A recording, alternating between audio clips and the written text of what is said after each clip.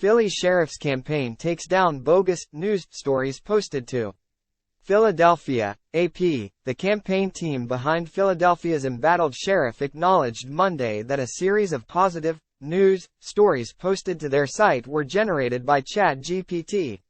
Sheriff Rochelle Bilal's campaign removed more than 30 stories created by a consultant using the generative AI chatbot. The move came after a Philadelphia Inquirer story on Monday reported that local news outlets could not find the stories in their archives. Experts say this type of misinformation can erode the public trust and threaten democracy. Bilal's campaign said the stories were based on real events. Our campaign provided the outside consultant talking points which were then provided to the AI service, the campaign said in a statement. It is now clear that the artificial intelligence service generated fake news articles to support the initiatives that were part of the AI prompt. Large language models like OpenAI's ChatGPT work by repeatedly predicting the most plausible next word in a sentence.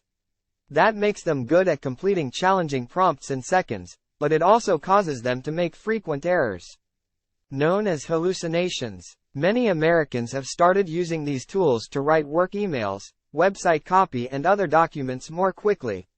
But that can lead to trouble if they don't prioritize accuracy or carefully fact-check the material.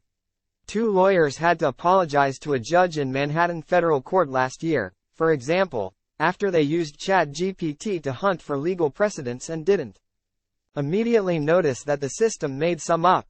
Mike Nellis, founder of the iCampaign tool Quiller, called the campaign consultant's use of AI completely irresponsible. It's unethical, he said.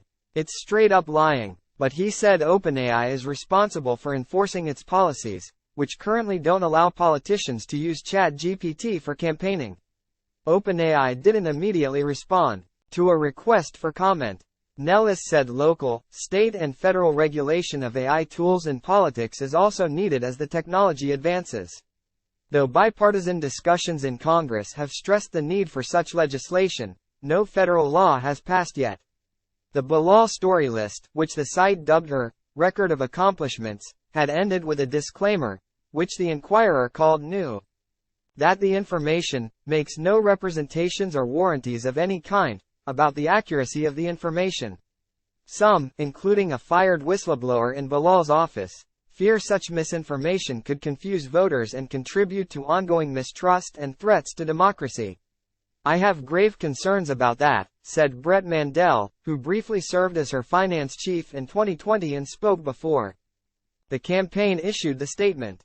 I think we have seen at the local and national level, not only a disregard for truth and the institutions we have thought of as being the gatekeepers to truth, he said, but I think we have eroded all trust in this area. Mandel filed one of several whistleblower suits lodged against the office. He alleged he was fired for raising concerns about office finances. Bilal has been criticized during her tenure over office spending, campaign finance reports, the reported loss of hundreds of weapons and other issues. The list of news stories, which includes purported publication dates, attributed 4 news stories to the Inquirer, none of which are in the paper's archives, spokesperson Evan Ben said. The others were attributed to 3 local broadcast stations, WHYY, WCAU and KYW. Swenson reported from New York. The Associated Press receives support from several private foundations to enhance its explanatory coverage of elections and democracy. See more about AP's democracy initiative here. The AP is solely responsible for all content.